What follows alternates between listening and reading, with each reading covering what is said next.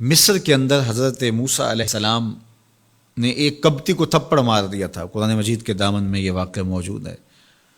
تو آپ کی جلالت اور آپ کے زور کی تاب نہ لاتے ہوئے وہ وہیں ڈھیر ہو گیا اور اس کی موت واقع ہو گئی۔ تو مصر کے حالات کشیدہ ہو گئے اور حضرت موسیٰ علیہ السلام کو مصر چھوڑنا پڑا۔ تو وہ شہر مدین کی جانب جا رہے تھے کہ راستے کے اندر ایک کنواں تھا، وہاں کچھ لوگ اپنے جانوروں کو پانی پلا رہے تھے۔ تو حضرت موسیٰ نے دیکھا کہ دو پردہ دار خواتین ہیں، وہ اپنے جانوروں کو ایک سمت لیے کھڑی ہیں۔ سمجھ گئے کہ مردوں کے ہجوم میں آنا نہیں چاہ رہی، ان کا حیا مانے ہے۔ تو آگے بڑھے اور ان کے جانور ہانکے اور ان کو سیراب کیا اور پھر ان کی جانب ہانک دیے۔ وہ واپس گئیں اور اپنے والد بزرگوار سے کہا کہ ایک سال نوجوان جس کی آنکھوں میں شرم و حیا تھا، اس نے ہمارے ساتھ یہ مہربانی کی۔ تو ان کے والد گرامی نے کہا کہ جاؤ اس کو بلا کے لاؤ۔ قرآن مجید میں اس کا ذکر کیا گیا۔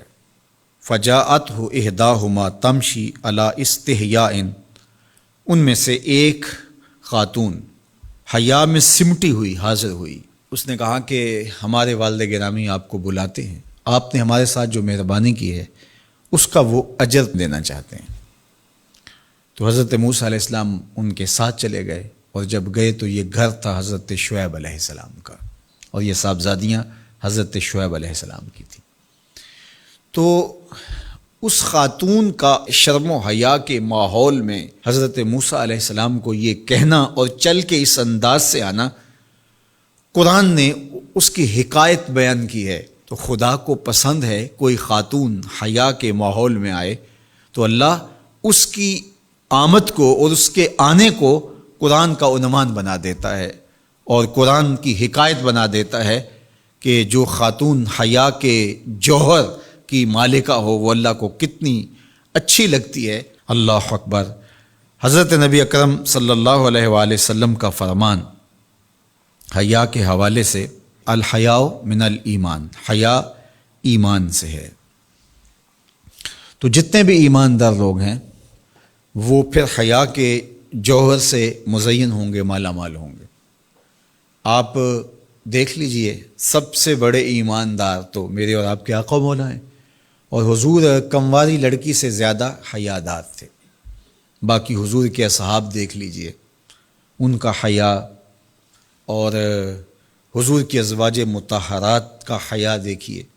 ام المومنین حضرت عائشہ رضی اللہ تعالی عنہا فرماتی ہیں کہ حضور کا جب وصال ہوا اور حضور میرے حجرے میں دفن ہوئے تو میں جب حضور کی قبر انور پہ جاتی تو معمولی چادر اوڑھ کے چلی جاتی، اس خیال سے کہ میرے شوہر ہیں۔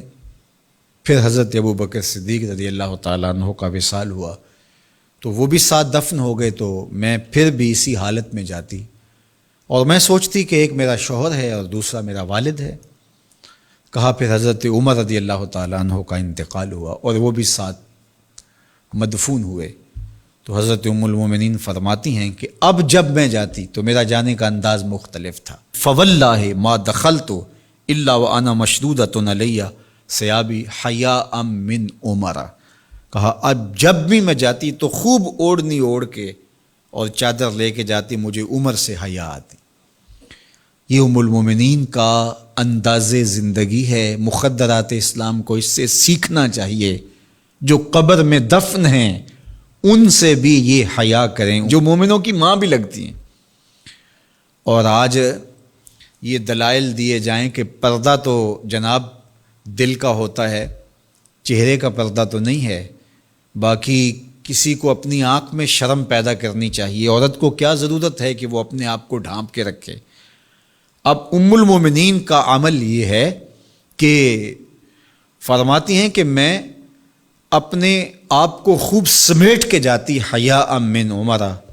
عمر قبر میں ہیں لیکن ام المومنین فرماتی ہیں مجھے پھر بھی حیا آتی۔